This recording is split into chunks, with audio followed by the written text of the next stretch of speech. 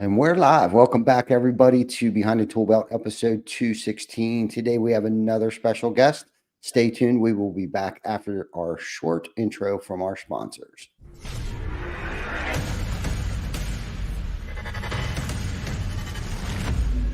TC Backer. Roofing, siding, windows, gutter, solar. Roofing, siding, windows, gutter, solar. TC Backer.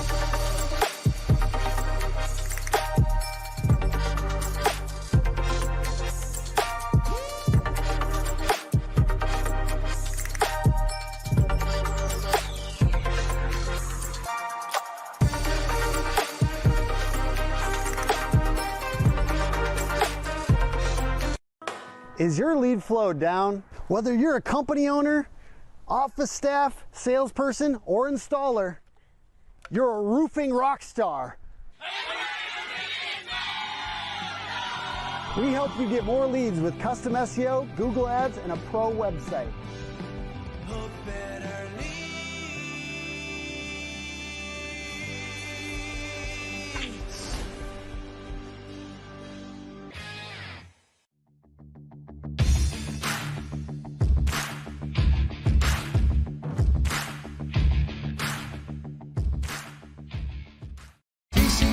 TC Backer.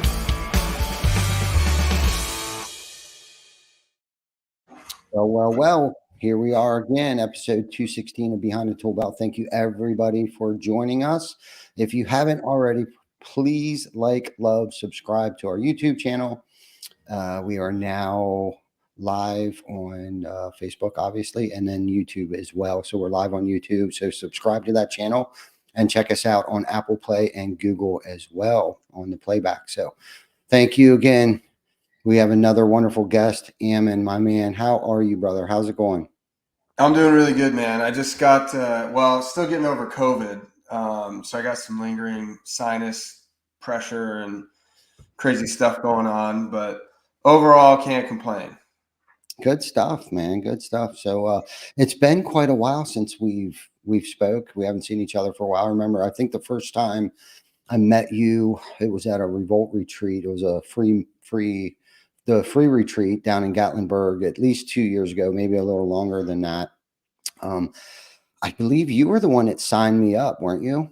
Yeah, I remember. It was the easiest deal I ever made. I just, we had our pitch, and then I came and sat down with you, and I said, "So what do you think?" And you were like, "I'm in." I'm like, Yeah, okay, I went. good. I went with a purpose. Yeah. For sure. I don't even think I was beyond being on the fence. I already fell off the fence and was leaning into needing something in my life at that time. We had a small conversation before going live here, just, self-improvement and stuff like that. And trying to reach that next level and how to do that, right? Stepping outside my comfort zone usually is what that takes. And for me, that was one of those things. I drove 8 hours to Gatlinburg by myself in my pickup truck.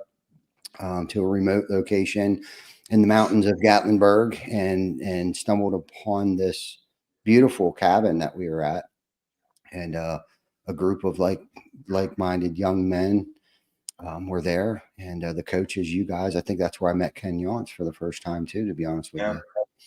He was doing his Be Real thing, but that has definitely changed my life, not just professionally, but probably most importantly personally. And I feel like that's kind of where our conversation is going to head today, is that personal growth um, mindset. We've been talking a lot about mindset, and not so much on the mental health aspect of that, but have touched on that. But I think mental health is something that a lot of people don't like to talk about, whether it be men or women. Whether it's an uncomfortable conversation, or maybe we feel like it's a sign of weakness if we share with somebody that, I'm experiencing insecurity, self-doubt, and maybe even deeper than that. When you really go down into that dark, deep pit of, self-harm over drinking, thoughts of suicide, however deep you allow yourself to get there. And a lot of times it's because we don't reach out for help. Yeah. Well, I guess I wanted to pick your brain a little bit on those things, because I know you've been around the block. You've been a leader, a pillar in your family and your community and things like that. And I know, being an entrepreneur, and you being in leadership positions, that you had to have had experience, self-doubt and insecurities and all those things. So why don't we talk a little bit about that, and then maybe we'll circle back to a little bit on, some of your professional experiences of like where you worked, and how you got where you're at today. If you don't mind, we'll kind of do this and reverse engineer this a little bit. Maybe that'll lead into where you are today.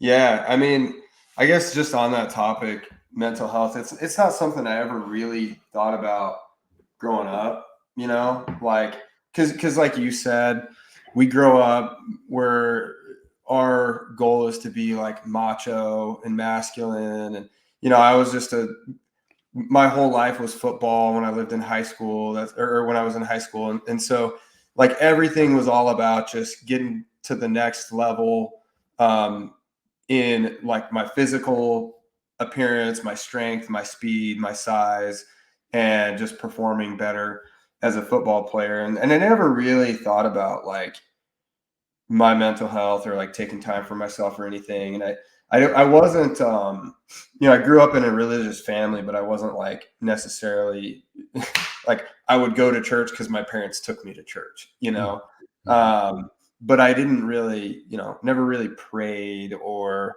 like embraced it, I guess you could say. I didn't like reject it, so to speak, but I didn't embrace it. It was just kind of like a part of my life because it was a part of my family's life. And then I always had it in the back of my head, like as soon as I graduate high school, like church isn't going to be for me. And Mhm. here I am, what, 12 years, 13 years after high school. And it's the complete opposite of that. Like my faith is everything. And it took a couple years after high school for me to have kind of that smack in the face of like, hey dude, you really do need God in your life. And Mhm. I won't go into that too much, but I turned a direction and went and served a mission for my church for 2 years.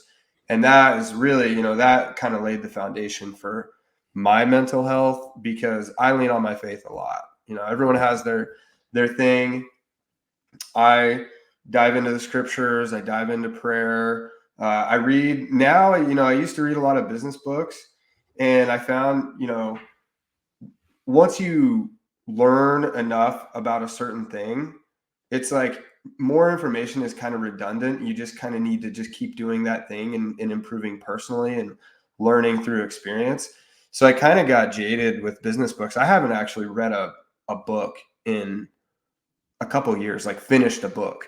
But I just recently started reading, other than my scriptures, that's all I read.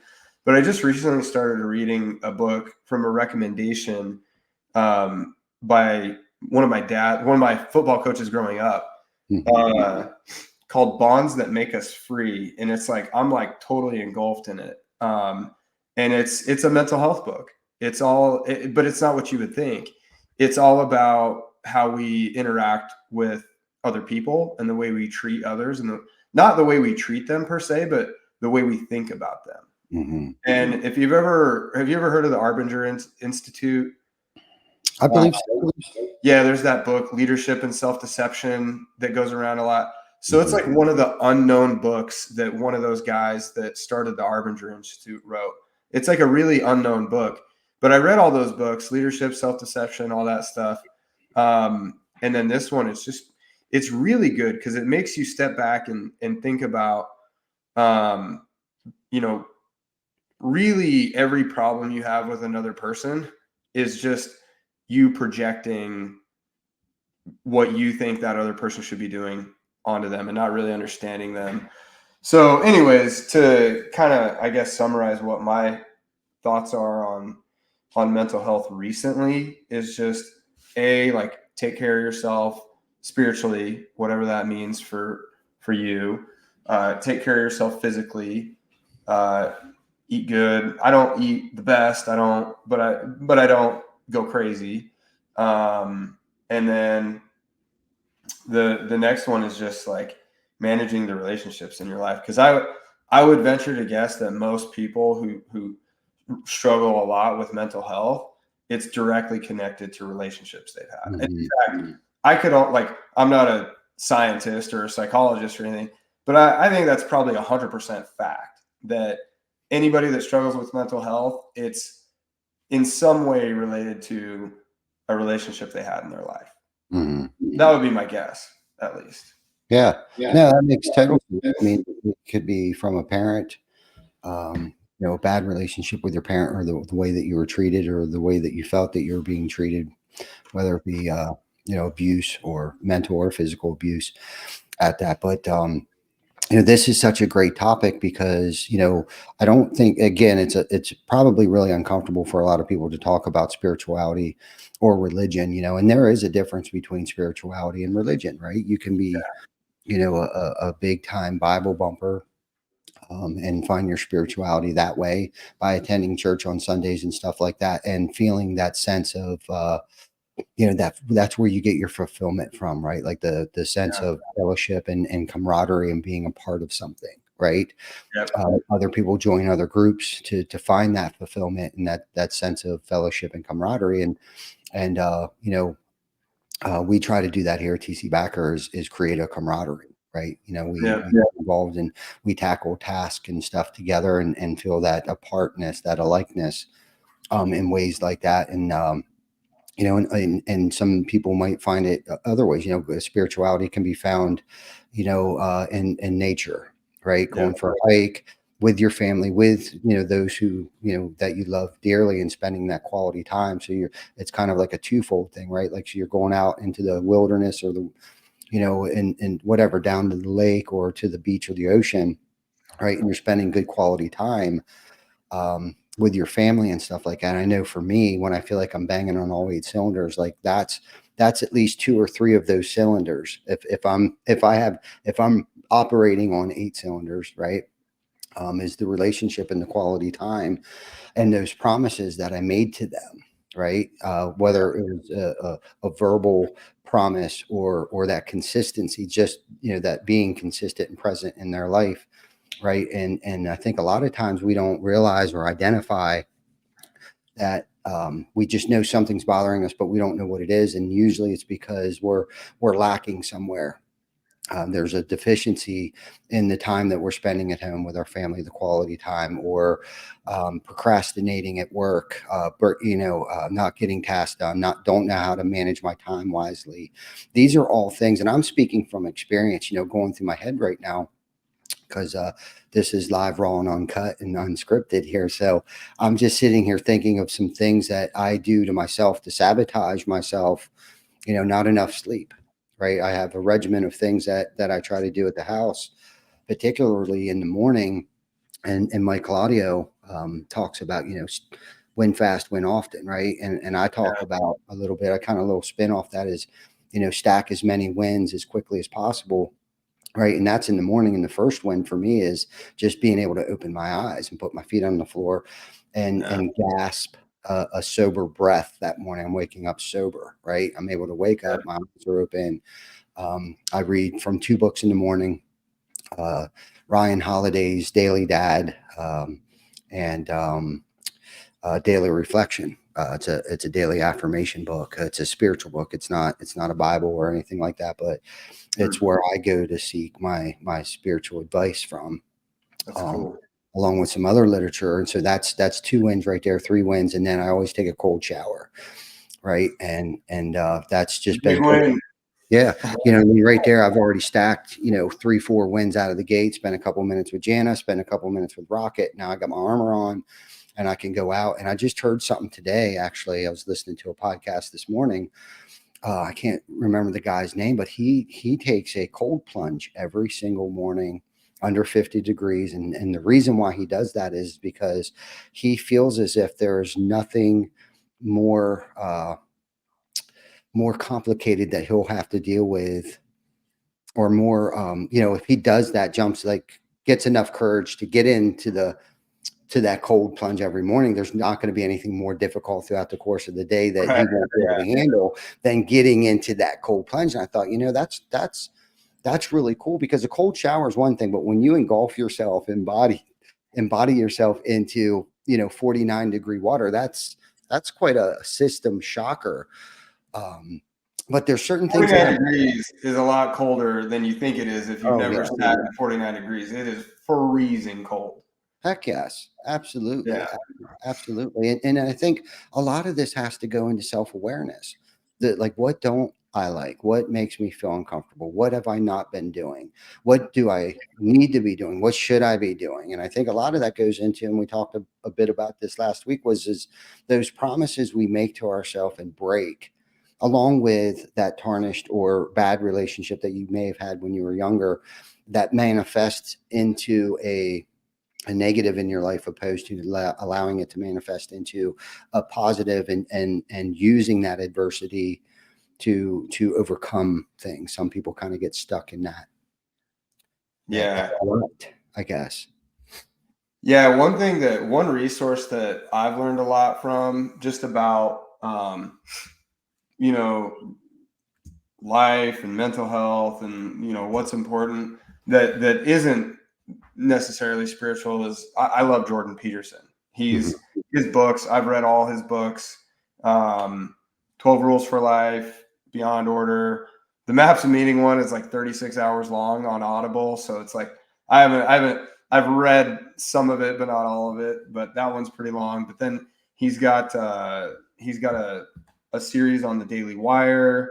Like, anything from Jordan Peterson, I gobble that up, because I feel like that guy kind of, like, he takes a stance that everyone can agree with, regardless of religion or political affiliation. Well, he does talk about politics a lot, but everything he talks about is like rooted in like what's scientifically true, and one thing, his first rule that he writes about ever in any of his books is stand up straight with your shoulders back. That's the first rule that he writes about in his first book, or his second book. But like, when he wrote 12 Rules for Life, he thought this has to be number one. Stand up straight with your shoulders back. And I think that's a really cool mental health tip, like for anybody, even just to physically do it, stand up, put your shoulders back.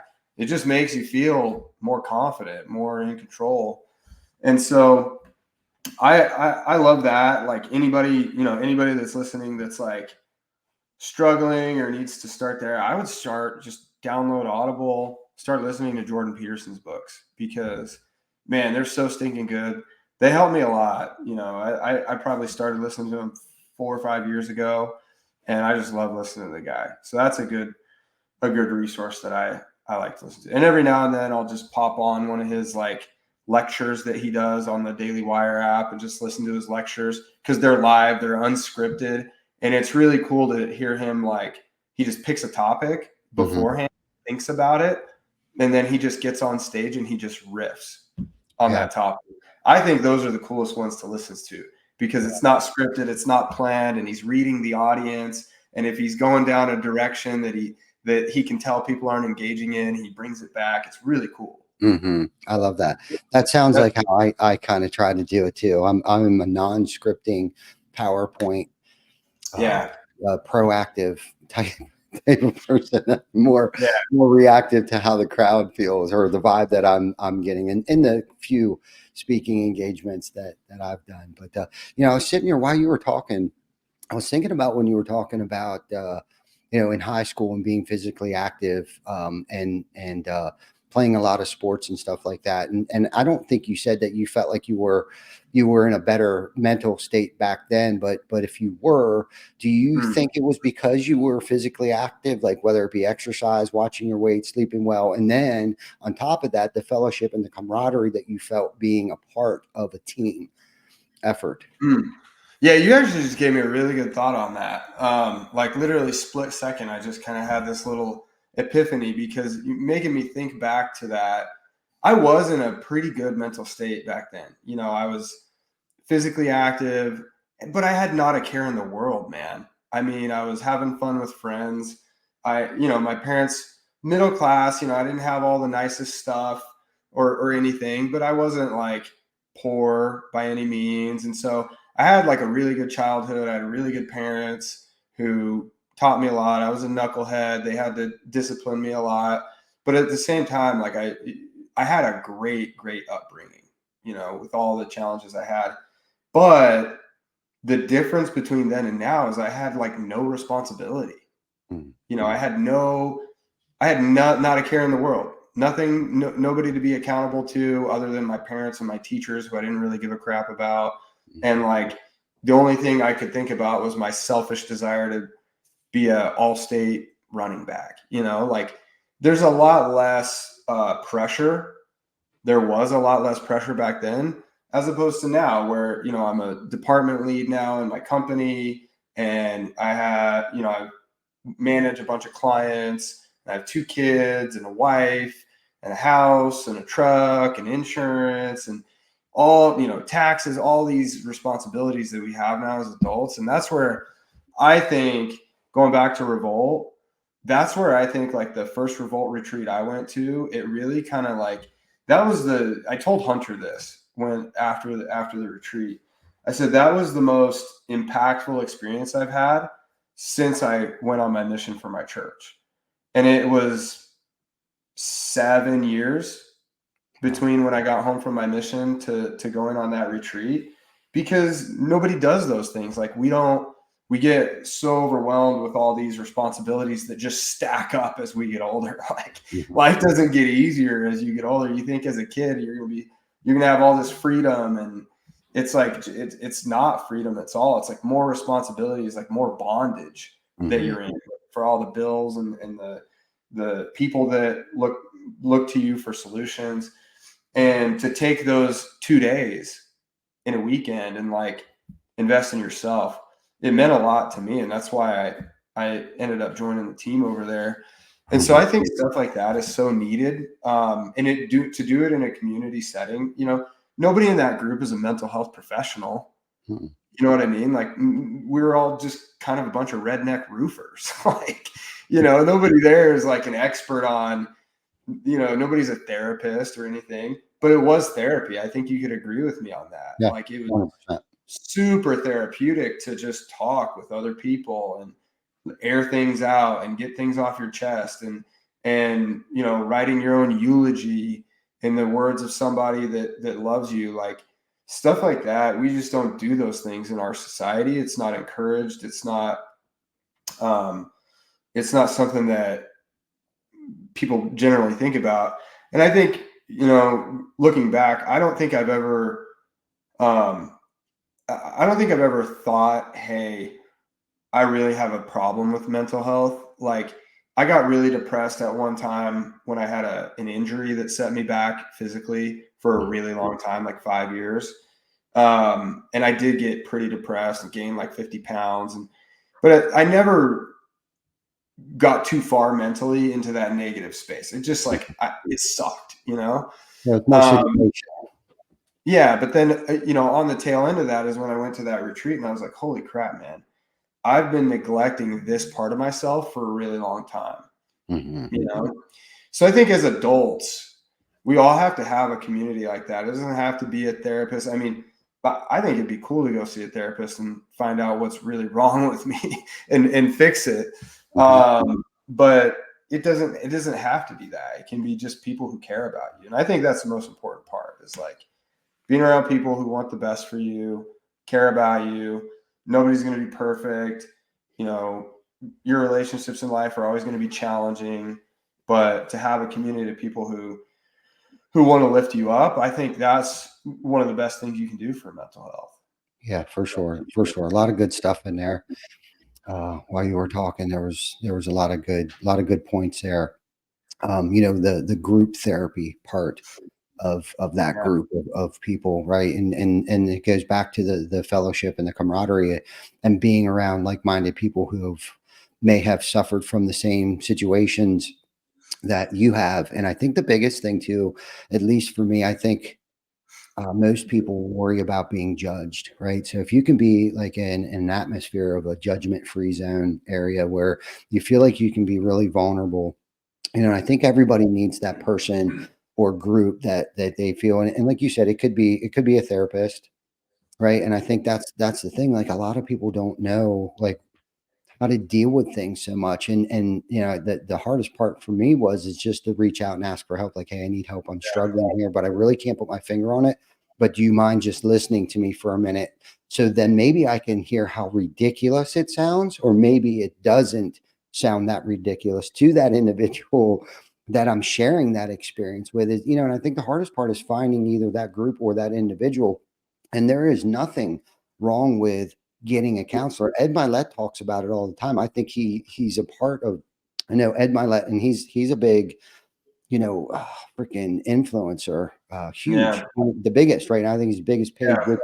influencer on the circuit right now is Ed Milet, and he talks about going to see a therapist, and I think he even runs an ad for finding a therapist or something like that. And he talked about it just like it's no different than having, everybody's got it. Every professional athlete has a coach, whether if you're a baseball player, like you got a coach that works with you on strengthening your arm muscle. You got a coach that works with you with accuracy and all different types of things. And again, we were talking about sports and stuff like that. Um, you could use sports with so many different analogies and stuff like that. But it's okay to reach out for help, whether it's in a group setting. I know a lot of people that attend the same groups that I attend, and some of them are probably even on here watching and listening to this. And being able to get honest feedback in a judgment-free zone is, I think that's where the difference is between somebody that goes 5 years of a situational depression, right? Because Yeah. if any depression that I've ever experienced myself was situational. There's clinical, I guess, clinical depression, and then there's situational depression. And I've put myself in situations where it was an injury or whatever the situation was that had created self-doubt, all those things that make me feel insecure, right? Because that's and really what it comes down to, fear. Fear is one of the biggest driving forces that people don't even understand, that like how fear motivated we are, whether we're not going to do something or we're going to do something based out of fear, right? And the fear of being judged, the fear of not being able to complete something, fear that I'm going to gain something, fear I'm going to lose something. And to be able to get that, they say a problem shared is a problem cut in half. And I think a lot of people don't understand that they just open up to somebody and say, hey, man, and Vic and I had a conversation about some things that's been weighing on me here. I'd say probably over the past few months. And that's the thing. And I'm going through the uncomfortable daily tasks that I put myself through. So nothing's really changed other than my mindset, the 6 inches between my ears on how my perception of things.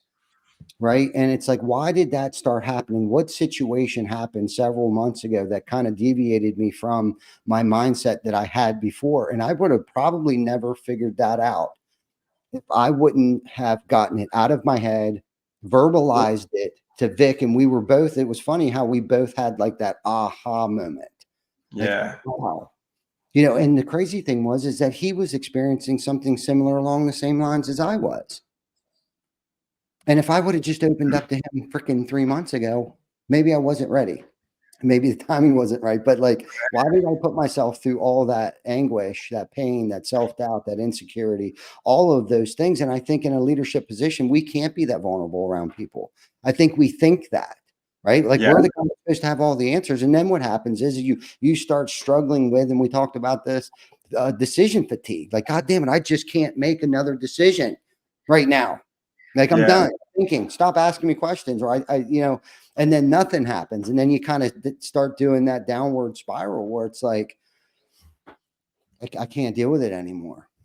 Well, yeah, I mean that transparency, like you said, I think it's like you said, when you said a problem shared is a problem cut in half, it really is like therapeutic just to get it out. And there's like there is like science behind that I just heard something recently where, you know, it was some kind of study where people who write down their problems, like their problems just tend to go away, you know, like the more you just get stuff out and just unload it, the more relieved you're going to feel. And I think it just goes to like not isolating yourself. You know, I think everyone who's depressed, anytime I've ever been depressed, it's because I'm not sharing or asking for help, or it's like you just get in a bubble and you just feel sorry for yourself.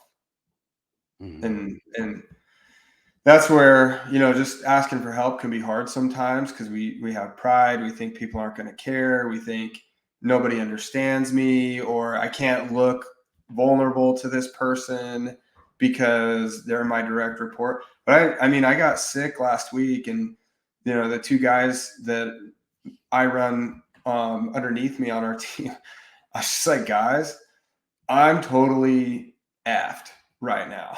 Like, I am not going to be good at this job for the next like 4 days because COVID smacked me really hard. And they were fine with it. You know, it was just like, all right, dude, we got your back.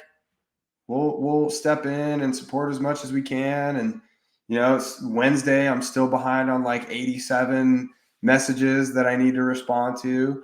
But I know that like just sharing that with my team was therapeutic for me, because it's like, okay, nobody's going to be pissed off. Everybody understands Ammon got sick, crap happens. So just, you know, transparency, I think, is therapy in and of itself. Yeah. Transparency and vulnerability, being vulnerable. Right. Yeah. And that can also be a double-edged sword too. I guess being too vulnerable or too transparent at times can injure us or even them at times. And again, that's sometimes that's a little difficult to navigate. But one thing that I was thinking about when you were talking there is what made the difference in that situation, Ammon, is the consistency prior to that. Right. They knew they could rely on you, right, up until that point. And it's called the maybe this is a little far-fetched, but this is just what I was thinking. But the trust bank, right? Like every now and then we got to pull out a deposit, you know. But you built that trust up to that point. It's like, okay, I'm sick, and they had no problem filling in for you, filling your shoes temporarily. But that again also touches a little bit on that fellowship and that camaraderie. It's like, you know, because the culture is strong, and I'm sure it is because I know you well enough to know that you work in an atmosphere where the culture is strong as shit. So when you were absent, your team filled in for you because of the consistency, because you don't pull this every other week. You shoot up, you show up, you grind it out. You're there. You're probably the first one there, the last one to leave. And even when you're not there, you're still there. So for you, and then because that's the kind of person you are. So you are your own worst critic because you can't even allow yourself to be sick. You didn't even probably want to approach them, right? Like, and how's that saying go? Oh, I can't, I won't even get it right. So I won't even try, but it's something like, you know, those that don't do enough think they do too much. And then those that do too much think they're not doing enough. Yeah. Something like that, whatever that saying is. Yeah. Yeah, but that's what you kind of probably mentally tortured yourself on, like, man, am I going to go to work? Aren't I going to work? Am I going to show up? Yeah. Or am I actually going to take care of myself? And again, that goes into mental health, right? Like, I got to rest in order for myself to get better. I need to shut down. And that's Yeah. hard. It's hard for people in a high level, producing position that we're in. So let's talk about that a little bit. So did you give yourself, and how did you give yourself time to rest, or didn't you? Yeah, I think I really did. Like in the past, I would have been really, really, really stressed about, holy crap, there's so in my job, I have like 3 or 4 functions now. I used to just do account management where people come in, they need our help growing their business, growing their sales team, marketing related things. And so I had like 70 accounts that I would manage. And, we're doing every 10 days, we're doing a coaching call with them and answering their messages in Slack all day. Is a really fast paced job, but it's like one thing that you're doing. And then November, I cut my account load down to like 40 from 70. And I started doing marketing copy reviews for all the other account managers, which there's 10 of, by the way. So their clients, I got pretty good at copywriting and writing ads for people, learning from my boss, Cole Gordon, who's a freaking machine. I've learned so much from the guy about just everything business related. But now I'm in charge of marketing support for all 700 clients. I'm in charge of leading the marketing support team, which is just 2 guys now. We need like 8 more. I'm in charge of affiliate revenue, like managing relationships with all of our affiliate partners. And I still have 30 accounts to manage. And so it's a lot of pressure, and it's like a growing phase for me where the plane is not built, but we're flying it anyways. I literally, like, I have such a good manager. His name's Igor, and he's really, really strict with us about, like, take time off. You have to take care of yourself. It's such a high, like, stress, high, like, intense job. You have to like unplug.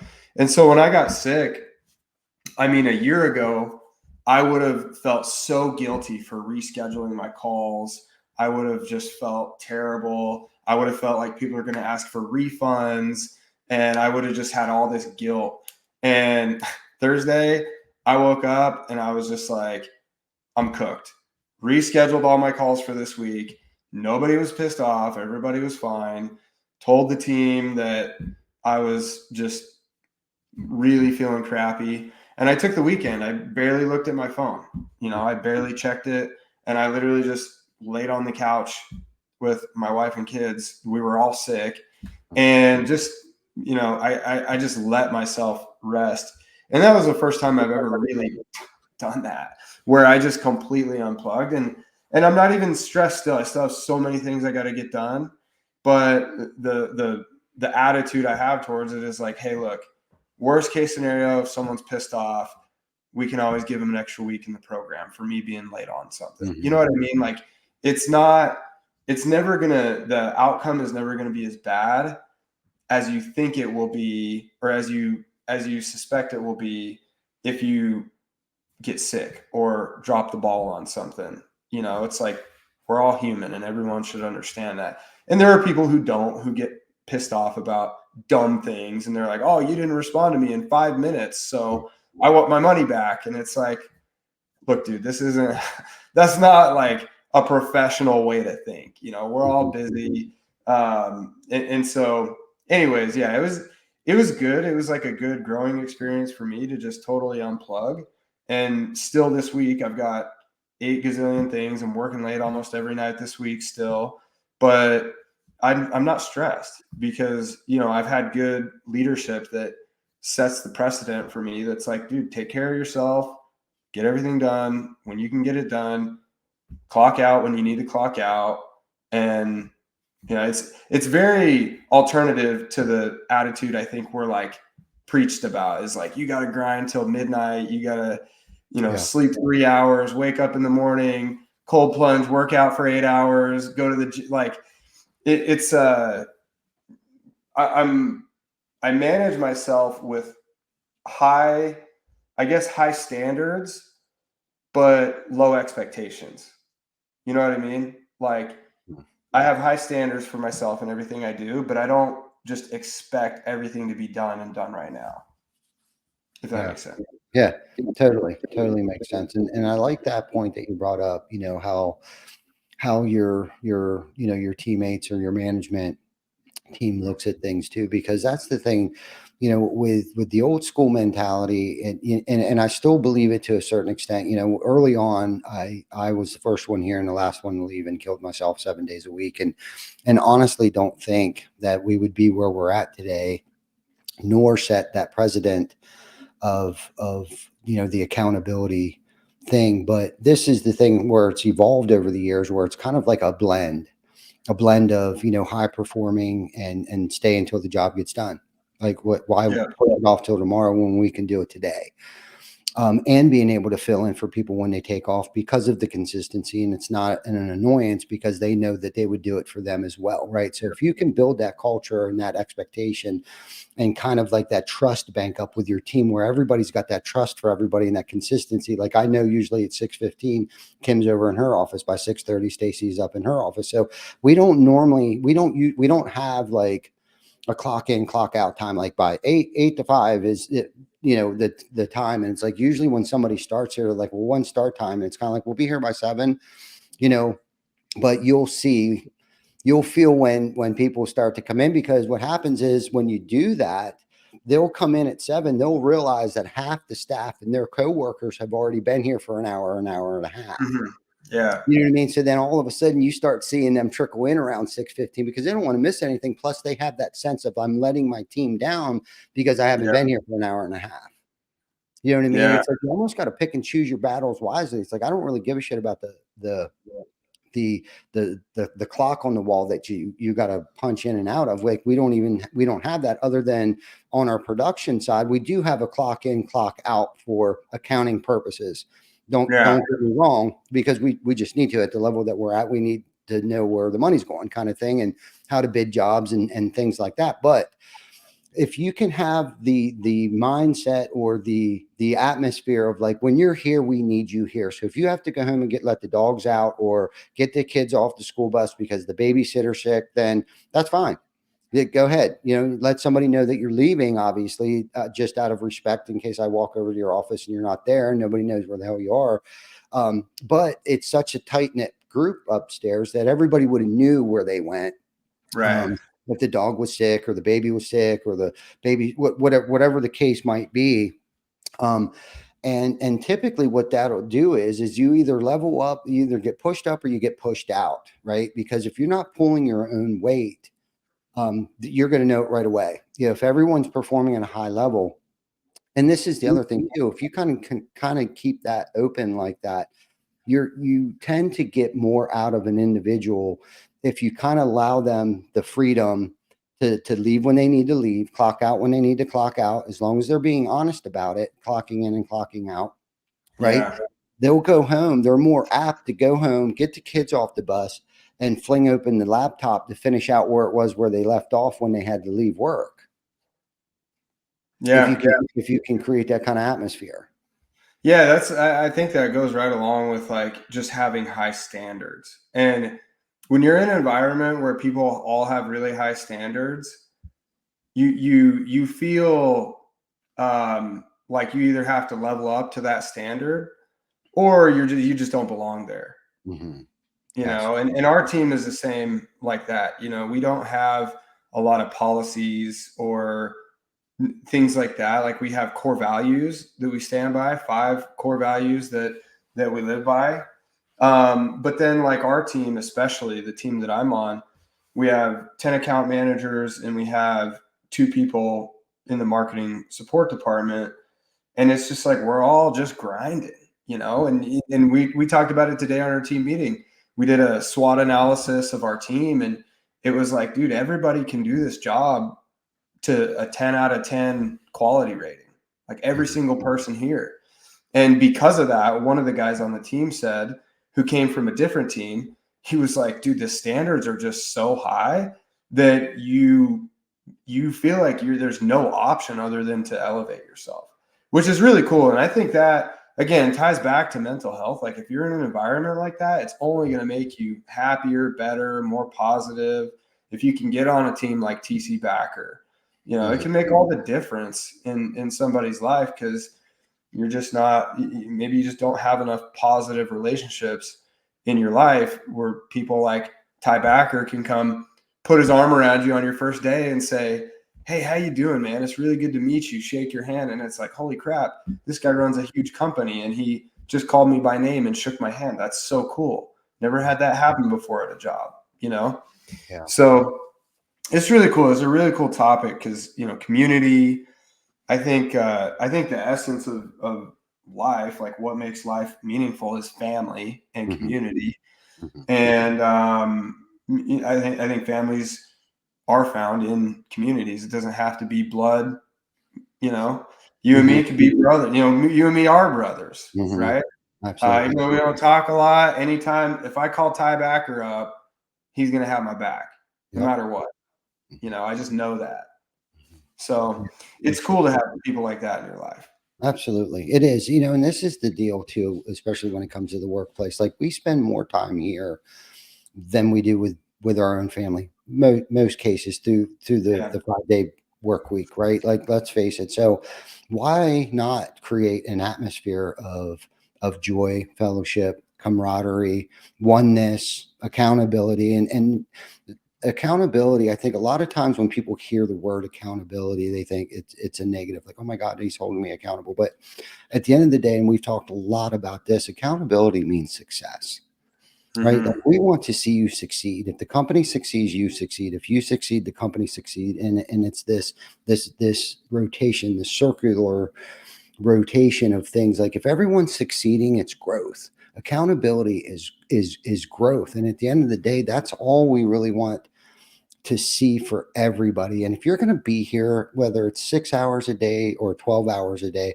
why not have and create, and Vic, we just listened to it today. Why not create a culture and a company that other companies want to replicate? And why not create a culture that everybody wants to work for? Right? Isn't that what we're trying to do? Like re-recruiting our team, like our retainage. Like let's talk about retainage. Let's talk about recruiting. How easy is it for your company to recruit people? If it's not easy, then you might be the problem.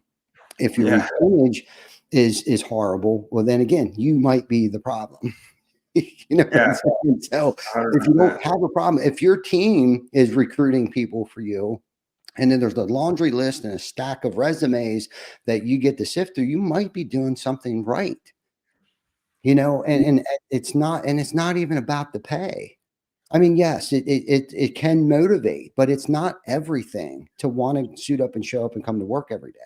It's not about the pay, right? I'm sure people were mostly happy on Fridays because the direct deposit was there. But if they were miserable because the atmosphere was horrible when they showed up, the money doesn't matter. They would go someplace else for a pay cut because the atmosphere was much more comfortable. They weren't being hazed. They weren't being picked on. The attitude sucked. There was no lack of communication, no vision, no drive, and no growth. But if you can create an atmosphere of growth, right? Like, where am I going to go? Is this the end all to be all? Nope, not at all. You know what I mean? If you do this, you can do that. And if you let go and train someone else how to do that, then you can move into another position.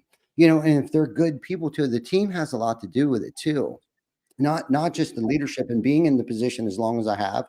It is choosing the right people for the seats on the bus to be able to perform at that level, right? That we're hoping that they can perform at. But if they're good, they also make other positions for themselves.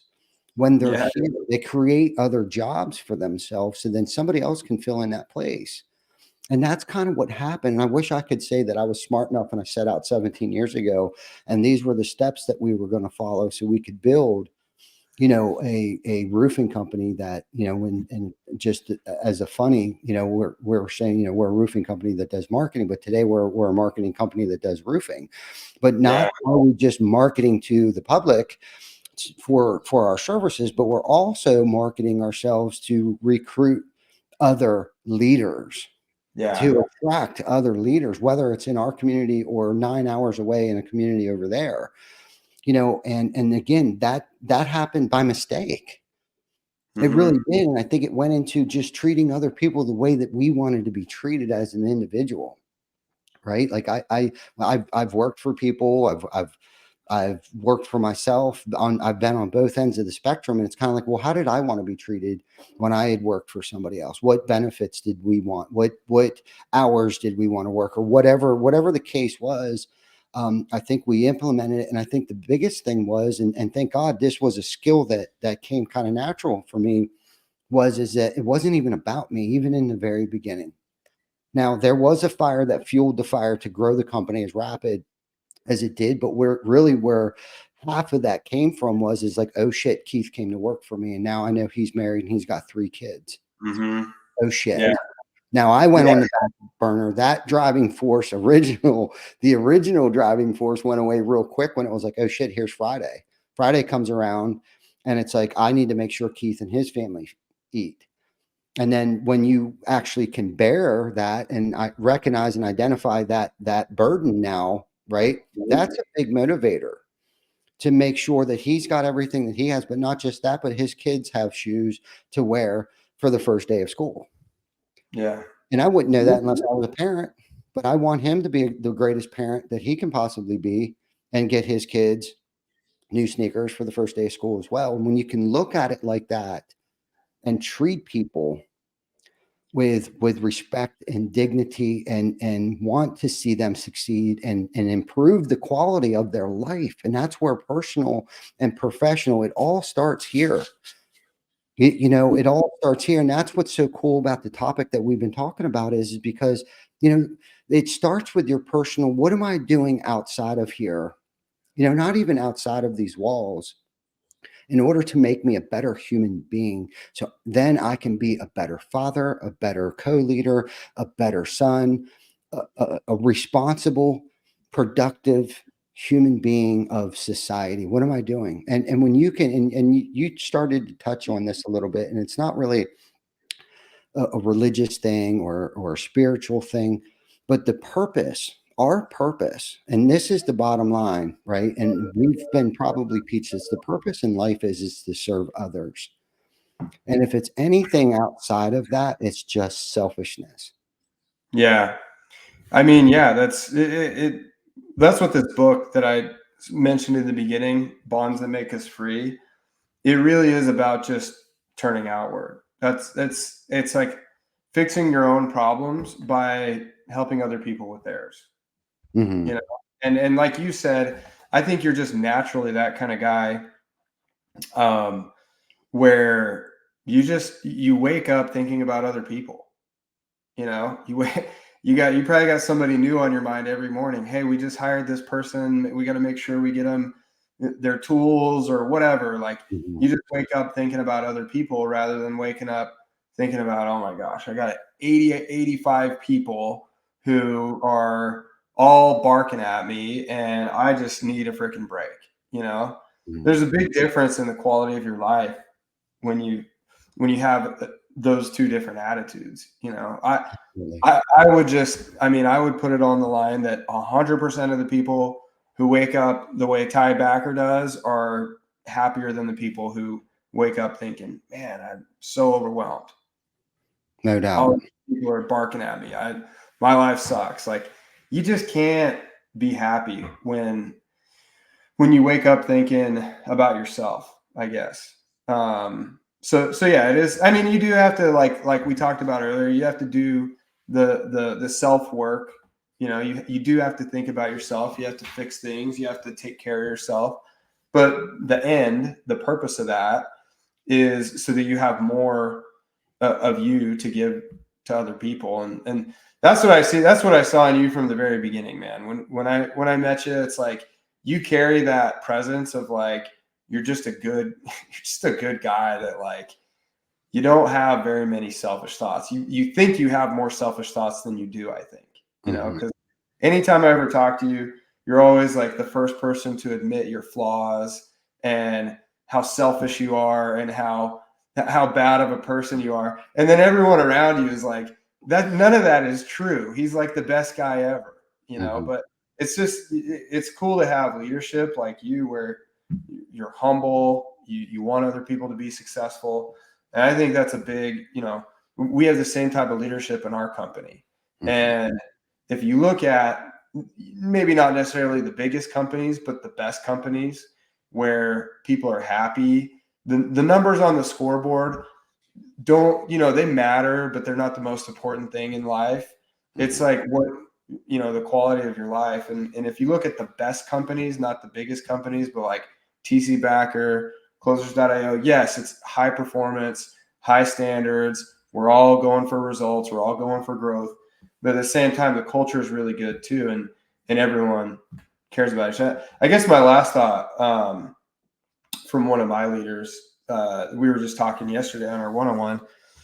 He goes, he got some leadership advice that you always have to be skeptical of your team. Like never take their word for it. Always be skeptical. And he was like, I could not disagree more with that. He goes, I want to trust you. I want to know if I pass you the ball, you're going to make the shot. You know what I mean? I want to be able to pass you the ball and just know that ball is going to go in the hoop. Like that's what I think, makes you a good leader, makes our leaders good leaders, is just like, dude, I'm going to pass you the ball. We've practiced, we've drilled, we've done everything we need to do. And it's your time in the spotlight now. And people love that. Everybody loves having a win that they can get patted on the back for, and everybody in the company rallies around them. It's cool. It is cool. There's a couple of things there, delegating, right? And a lot of that has to do with trust. And when a person feels and knows that leadership trusts them, that's a game changer right there. If they're working for a paranoid, and paranoia to a certain extent is a good thing. It really is. But if you don't delegate things to trust people, now that in itself comes with a lot of self-reflection upon that individual that's delegating, right? Like, so you have to work on your tolerance for mistakes. Yeah. This is the deal. You need them to make mistakes. You need them to drop the ball every now and then when you pass it to them. Okay. Yeah. With that comes experience. How did I fumble the ball? Right. And without that experience, there's no growth. So if you're not delegating, your team's not growing. Right. They need to make the mistakes. Hopefully it's not a costly one. And two words that I've learned that has been some of the most powerful words, just two simple words, is you decide. You decide. Like when someone comes in my office and they're like, hey, it's like, you decide. And then they're like, oh shit. Oh, okay. I'm gonna go. Yeah, I'm okay. All right. That in itself, like, or hey, I need help with something. Like if I go over to somebody else's office and say, hey, I need help with something. That again, vulnerability, transparency. I don't know everything. I don't have all the answers, but I need your help with something. Who knows what that conversation looks like at the dinner table at home when they get home. It's like, hey man, I helped Ty out with this thing. We built this thing out and it was so great. And he took my input, man. And I ran with it. Just let me run with it, or that, man, my boss is such a fucking asshole. He doesn't give me anything to do, that's the difference. Like asking for help and saying that you decide can change an entire culture of a company's momentum, of which direction and the growth, not just as the company, but the individuals that work within the company, the growth that they have personally and professionally. Their home life's better. Their work life is better.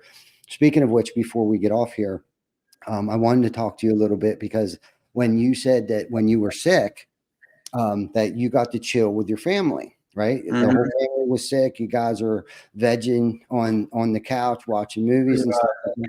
Yeah. So myself included struggle with finding that work-life blend. How do you personally manage your time and prioritize self-care while handling multiple roles, being a father, being a husband, being a son, and being a leader at work? How do you prioritize that, and how do you handle that? That's a really good question. I think the biggest like liberating thing that's happened to me over the last couple years is I just like gave up all the aspirations that I thought I needed to be aspiring towards, if that makes sense. Like Mhm. I gave up thinking I needed to be the big baddest best guy in the world. You know what I mean? Like we look at guys like Elon Musk and Jeff Bezos and Mark Cuban. Like, dude, all these guys have been divorced. People hate them. Like their closest relationships, they don't have good relationships in their lives. And if that's what it takes to be a billionaire, like, dude, I'm happy not being a billionaire. And I don't think I ever really aspired towards being a billionaire ever anyways. I mean, it'd be cool. I would love to do it if life takes me there. But I would never want to like sacrifice my values in pursuit of that. And there's really, really good dudes that have built huge successful businesses that, you and I could probably name tons of them. But I think the biggest thing that I just put all that aspirational bull crap on the back burner, and I just wake up like, how do I be the best husband, dad? How do I be productive at work? Like it's just more focused on the now than on the future. Um, that was like number one for me. And then how I manage it. I mean, there's nights where I work super late, and there's days where I just get off right on time and I go hang out with my kids, and it's just being intentional. I know that's super like overdone Mm-mm. advice, but when I'm sitting there with my 5-year-old, okay, we have a 5-year-old and a 2-year-old. Mhm. 2-year-old's all cute. He's like, says funny things. He's learning new words every day, and just like thinking about them and having awareness. Our 2-year-old gets a lot of attention. He's the baby. He gets all the cuteness, love.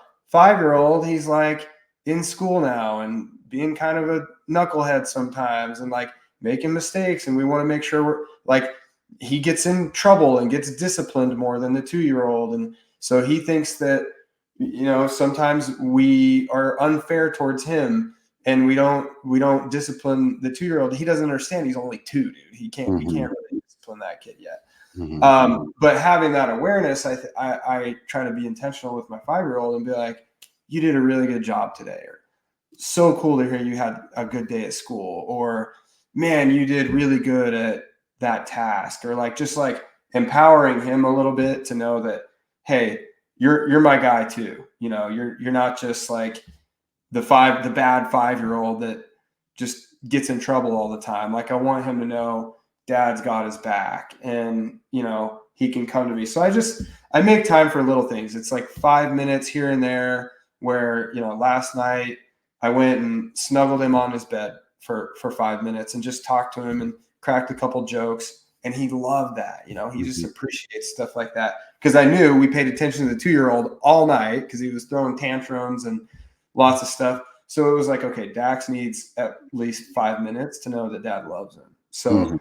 that was like just a small example of how I try to be. And then same thing with my wife. I'm probably the worst with my wife. She probably gets the least of Ammon's attention of anybody. But when I do, when I am proactive about it, I Mhm. just want to make sure she knows that she's special, she's important. I love her. I love her more than the kids, like they get a lot of attention because they're always causing problems and stuff.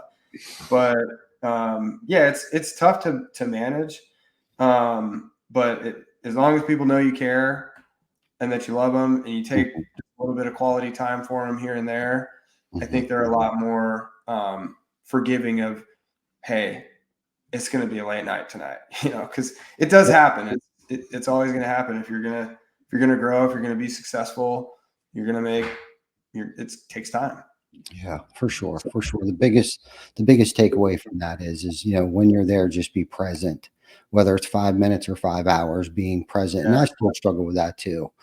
We set up, little certain times and stuff like that. And it's hard for me to still put the phone down. And that's what I mean. I'll pick up the phone, scroll Facebook, check emails, check text messages, listen to voicemails and stuff like that. But I am getting better of being present when I am present, because it's one thing to be there, right? Like, yep, I made it, I'm here, but that's not what they want. They want your attention when you're there with, especially your kids.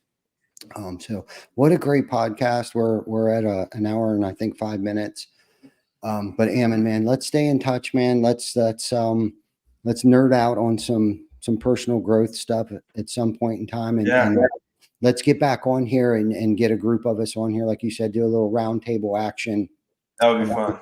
Yeah, I think that'll be a lot of fun, and maybe some of the old crew from Revolt or Fuel or something like that get a little reminiscing happening there, and the days of Fuel and the early days of Revolt and stuff like that. But thank you for coming on, and thank you everyone for tuning in today, man. It looked like we stayed strong. A lot of viewership this week. We appreciate that. Don't forget to share it. Don't forget to like it, love it, and even rate us on Google and Apple and YouTube. And I think Zach Fisher said we should stream this live on YouTube. It is actually on YouTube live right now, so you can listen to it with your headset. He's a truck driver. He likes to tune in and listen to us. So Zach, thank you for tuning in and commenting in there when you can. So you guys have a great day. We will see you next week. It will be Chris Markey from To the T Outfitters, one of my mentors, one of my great friends, local guys. So he'll be in studio next week. So you guys have a great day, and we'll see you next week for episode 217 of Behind the Tool Belt.